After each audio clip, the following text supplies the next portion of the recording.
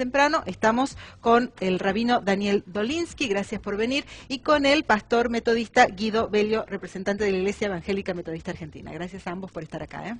Pastor, bueno, comenzamos por usted. ¿Qué es lo que piensa la Iglesia Metodista a partir de este debate que se ha instalado en la Argentina sobre el matrimonio homosexual?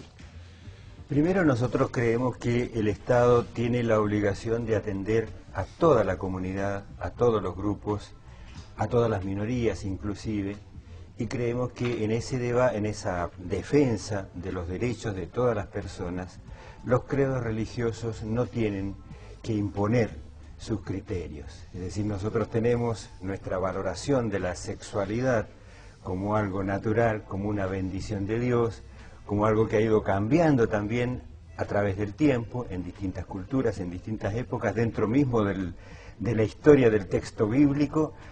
Hay distintas vivencias, distintas modalidades de sexualidad, desde la poligamia hasta la valoración muy fuerte de la monogamia en los tiempos del cristianismo primitivo. De manera que nosotros, en primer lugar, queremos tener una postura de apertura a todas las personas, sin ningún tipo de discriminación.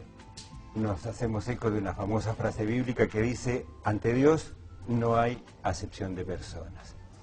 Y nosotros no legislamos, inclusive dentro de la teología cristiana, tanto católica como protestante, en realidad la Iglesia no casa, sino que son los contrayentes los que se unen en matrimonio, y las iglesias, a lo sumo, lo que podemos hacer es pedir la bendición de Dios.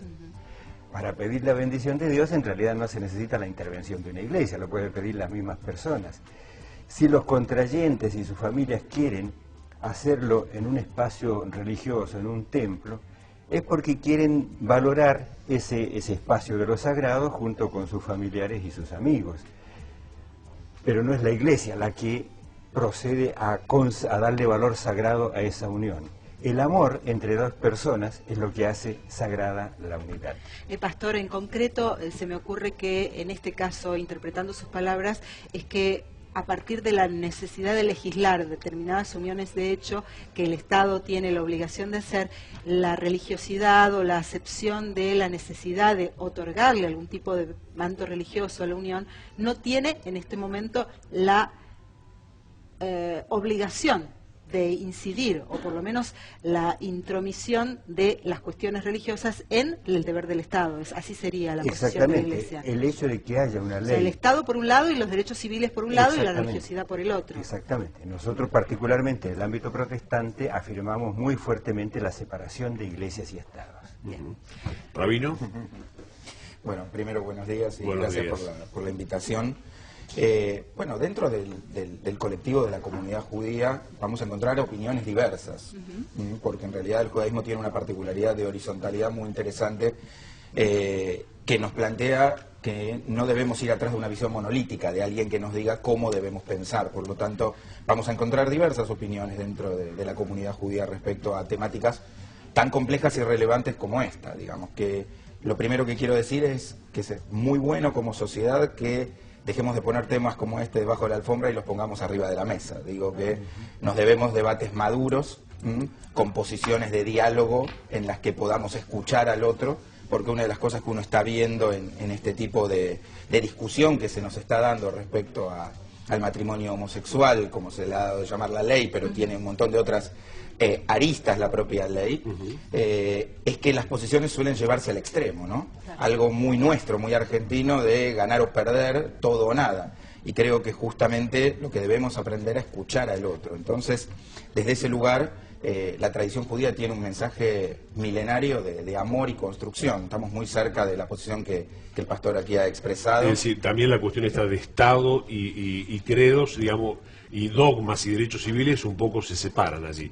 Sin duda, y te voy a explicar por qué. Porque el judaísmo parte de la premisa que no hay dogmas. Por lo tanto, todo debe ser puesto a la idea de que si existe en la humanidad, existe en el plan de Dios. Por lo tanto, desde nuestro lugar de hombres de fe profundos, ya no entramos en la discusión si la homosexualidad es una enfermedad o una elección. Está claro que es una elección. Ya hace mucho tiempo se ha superado en la humanidad, más allá de que muchos todavía tienen esta discusión sobre la mesa, digamos, ahora sobre la mesa. Antes era a escondidas. Digo, desde ese lugar nosotros estamos llamados a ser seres de amor, de construcción, y el Estado está obligado a dar igualdad de derechos a todos sus habitantes. No nos olvidemos que el Estado fundacional de nuestra nación fue el que le dio el monopolio de todos los matrimonios a la Iglesia Católica, hasta que existió una ley que permitió que hubiera casamientos fuera de la Iglesia. Esto no es en contra de la Iglesia, yo creo que al revés. Nosotros tenemos que pensar a favor de un Estado moderno que se dedique a proteger a todos sus habitantes en igualdad de condiciones. Y después están, como bien dijo el pastor, estamos nosotros, los espacios religiosos, para nuestras cuestiones internas de nuestra ocupación. Es un placer escucharlos y lamentablemente, como ustedes saben, tenemos muy poco tiempo, sobre todo para que nos escuche toda la provincia de Santa Fe. Entonces hay un tema que es álgido en este caso, por eso la división de proyectos en la Comisión del Senado, la adopción. Es decir, usted hablaba recién de la plenitud de derechos y la equiparación de derechos. Ahora, ¿qué pasa con la adopción? ¿Cuál es la opinión de la Iglesia metodista? A nosotros nos parece que en realidad es una hipocresía que se permita legalmente la adopción por una persona sola y escondiendo la realidad de que hay una unión de tipo matrimonial entre dos personas. La Iglesia considera imprescindible que haya una mamá y un papá en el matrimonio. Lo que nosotros consideramos imprescindible es que haya amor, que haya verdadera contención, que haya crecimiento mutuo y compartido. ¿Rabino? Prácticamente lo mismo, digamos. O sea, la realidad es que el término que utilizó el pastor, el de la hipocresía, es eso que tenemos que dejar de lado sin ninguna duda y dedicarnos a construir una sociedad de iguales, donde desde la diferencia aprendamos a ser iguales, porque iguales no significa que somos todos lo mismo, al contrario, somos todos iguales frente a una ley, frente a un derecho y frente a la obligación que tiene el Estado con cada uno de nosotros. Yo le quería hacer una pregunta después a los dos más del tipo personal en ese sentido. Si viene dentro de la comunidad judía una pareja homosexual y le pide, bueno, una bendición, un amparo, una palabra, ¿qué hace usted? ¿Cómo procede? Muy bien. Amparos hay absolutos. Lo que no hay todavía en la tradición judía es un ritual para esto, porque no existe, porque no hay una fórmula ritual, pero de ninguna manera la tradición judía nos plantearía expulsarlo, echarlo, tratarlo de segunda, desde ningún lugar de toda esta temática.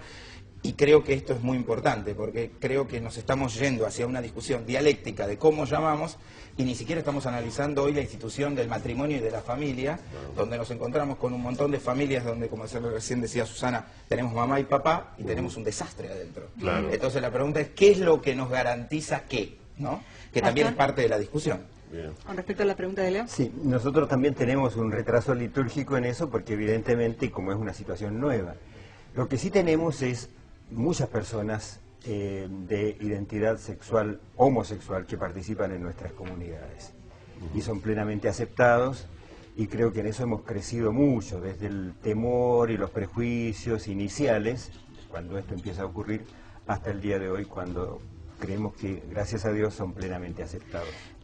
Gracias a ambos por venir. Muchísimas gracias, ha sido realmente muy esclarecedor tenerlos Gracias acá. a ustedes. Ahora vamos a ver algunas placas sobre la encuesta que hicimos o que están haciendo algunos medios y la encuesta que ha hecho la consultora Analogías. Lo que está en pantalla dice que con respecto a este proyecto, los matrimonios entre personas del mismo sexo está de acuerdo el 81%, en mayo estaba de acuerdo el 69%, el debate ha incentivado el apoyo y el 57,6% en desacuerdo con que la Iglesia intervenga. En cuanto a lo que es lo que ha relevado también la consultora Analogía por nivel educativo, de acuerdo con el matrimonio gay, con un nivel primario de educación 75,9%, secundario 81,1% y universitario 83,6%. Va subiendo a medida que sube el nivel de instrucción. En desacuerdo, primario el 20,6%, secundario 16,3% y universitario 14,7%.